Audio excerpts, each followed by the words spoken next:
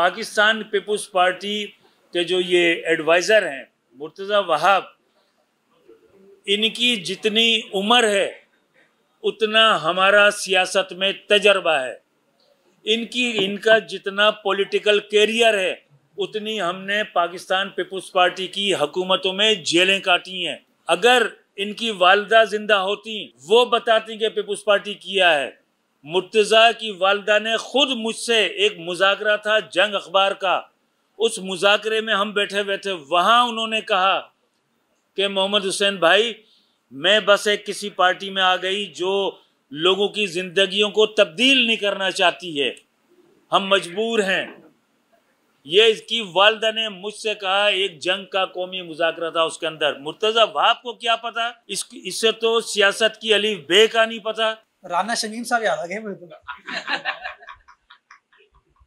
राना शमीम ने बयान हल्की इस तरह का दिया है, अब मेरी वालिदा तो है नहीं है तो कुछ भी कह दें।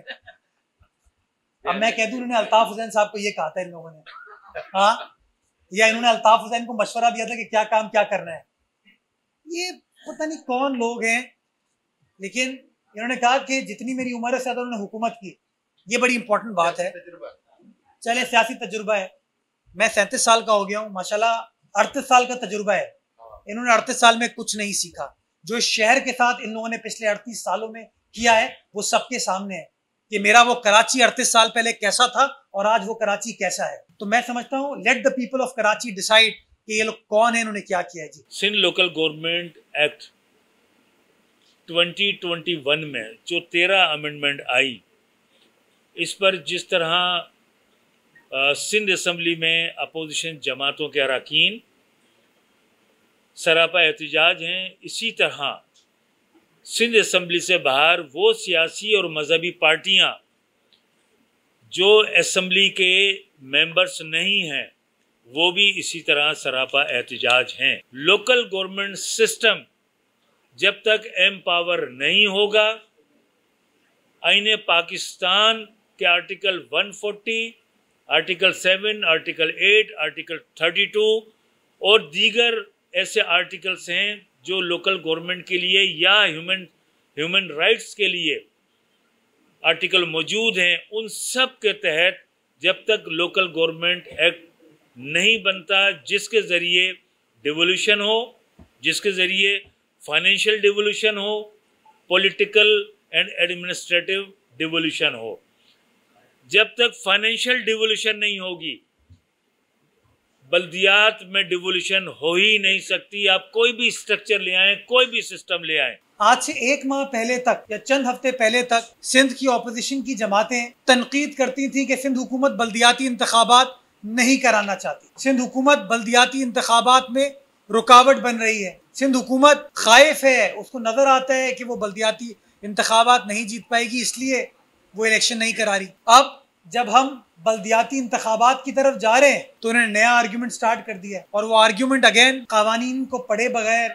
चीज़ों को समझे बगैर, तासुब की निगाह से चीज़ों को देखते हुए अपनी राय इन्होंने कायम की है। वसीम अख्तर साहब इंतहाई काबिल एहतराम, 4 साल तक कहते रहे मेरे पास इख्तियारात नहीं है, यही कहते थे वाटर बोर्ड मेरे पास नहीं है, सैनिटेशन मेरे पास नहीं है। तो अब ये नया बल्दियाती निज़ाम जो सिंध में राइज होने जा रहा है, उसके तहत अगर Karachi water and sewerage board यानी कि पानी और सेवरेज के बोर्ड का चेयरमैन मेयर होगा तो ये क्या काबिल एतराज बात है। मुझे समझ नहीं आता कि इनका काम सियासत करना है या एतराज करना है, क्योंकि अब मुझे ऐसा लगता है कि कुछ भी हो जाए ये एतराज ही करते रहेंगे। क्या दुनिया में कोई ऐसा शख्स है जो सिंध हुकूमत की, प्रोविंशियल हुकूमत की मिनिस्ट्री भी रखता हो, एडवाइजर भी हो और एक कॉस्मोपॉलिटन सिटी का एडमिनिस्ट्रेटर भी हो? एक शख्स कराची की डीएमसी को चलाने के लिए 24 घंटे चाहिए। उस शख्स के पास कराची की एडमिनिस्ट्रेटरशिप है, वो वजीर आला का मुशीर भी है और ये जो आपका लॉ का जो डिपार्टमेंट है उसका भी, और फिर तर्जुमान भी। और कारनामे ये कि केएमसी में इसलिए मुर्तज़ा वहाब को लगाया गया कि तुम्हें 3 काम करने हैं एडमिनिस्ट्रेटर लगने के बाद, 3 काम देकर भेजे। नंबर 1 के केएमसी और इसके माते जितने इदारे हैं, इसमें जितने भी शहरी इलाकों के लिए मुलाजमतें करते हैं, उनकी इन्वेस्टिगेशन करो, इंक्वायरियां करो, उनके खिलाफ झूठे सच्चे केस बनाओ, उन्हें नौकरियों से बेदखल करने के लिए लोकल गवर्नमेंट बोर्ड को रिपोर्ट भेजो। नंबर 1। नंबर 2, ऐसे कौन से इदारे हैं केएमसी में कि आइंदा होने वाले इलेक्शन में मुंतखब होने वाले लोग उन इदारों के जरिए कोई थोड़ी बहुत भी खिदमत कर सकते हो अवाम की, वो हमें बताओ। तो इसने केएमसी में एडमिनिस्ट्रेटर लगने के बाद इसने कहा जनाब हेल्थ का डिपार्टमेंट है, इनके पास इतने अस्पताल हैं, इनके ज़रिए थोड़ी बहुत अवाम की खिदमत कर सकते हैं। इनके पास प्राइमरी सेकेंडरी स्कूल हैं बल्दियात के, उनके ज़रिए थोड़ी बहुत खिदमत कर सकते हैं। रेवेन्यू जमा करने का एक इदारा है इनके पास, जो मिल्क प्रोड्यूस करने वाले एनिमल्स की और मुल्क के ऊपर टैक्स की, उसके ज़रिए ये रेवेन्यू हासिल कर सकते हैं। तो ये तीनों महकमे, ये तीनों ले लिए इनसे, डीएमसी से भी ले लिए, इनसे भी ले लिए। जब हुकूमत ने फैसला किया कि बल्दियाती काम बल्दियाती नुमाइंदों के पास रहेंगे और सूबाई काम सूबाई हुकूमत के पास रहेंगे, जिसके तहत पानी, सेवरेज, सफाई लोकल गवर्नमेंट के पास चला गया, उसी तरह एजुकेशन और हेल्थ सूबाई सब्जेक्ट है। नंबर 2, जो लोग आज कहते हैं कि इन अस्पतालों को केएमसी के पास रहना चाहिए, मैं उन तमाम दोस्तों से पूछूंगा, दिल पर हाथ रख के कहें, क्या अब्बासी शहीद अस्पताल की हालत ठीक है? क्या अब्बासी शहीद अस्पताल वसीम अख्तर साहब के जमाने में ठीक चल रहा था? नहीं चल रहा था। कि सिंध हुकूमत को कोई अस्पताल लेने का शौक नहीं है, कोई स्कूल लेने का शौक नहीं है, लेकिन हाँ, अगर जिलाई इंतजामिया के अस्पताल और स्कूल नहीं चल पा रहे और सिंध हुकूमत जिस तरह बाकी प्रोविंशियल गवर्नमेंट के अस्पतालों को चला रही है, अगर उसी तरीके से हमारा अब्बासी शहीद अस्पताल चल जाएगा, Karachi institute of heart disease चलेगा,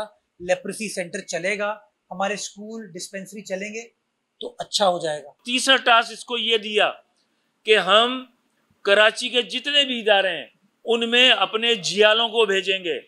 पुलिस में हमने सारे अपने जियाले लगा दिए, commissioner, deputy commissioner, assist commissioner, हमने सब अपने जियाले लगा दिए।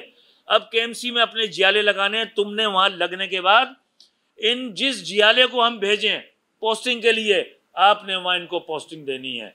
तो इस तरीके से केएमसी, डीएमसी सबके ऊपर कंट्रोल करना है। ये काम भी ये प्रॉपर नहीं कर पा रहा है। ये नमूनो नुमाइश वाले फुटपाथों पे कलर कर रहे हैं, काले पीले सफेद, सड़कों पे लाइनें लगा रहे हैं, इनसे जू नहीं संभल रहा। ये बैक वक्त 4 रोडों पर बराजमान है, तो इन्हें अपने गिरबान में झांकना चाहिए। एमक्यूएम पूरी कुव्वत से निकलने जा रही है।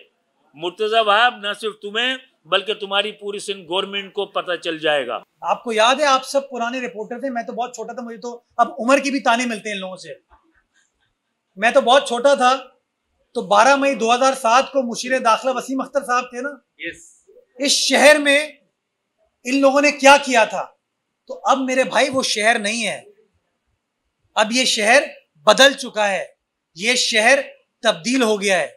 मुज़ाकरात करेंगे, दिल से करेंगे आपके साथ, लेकिन अगर धमकी, खौफ की सियासत फिर करने की कोशिश करेंगे, तो मैं समझता हूं उसकी अब पोजीशन अवेलेबल है।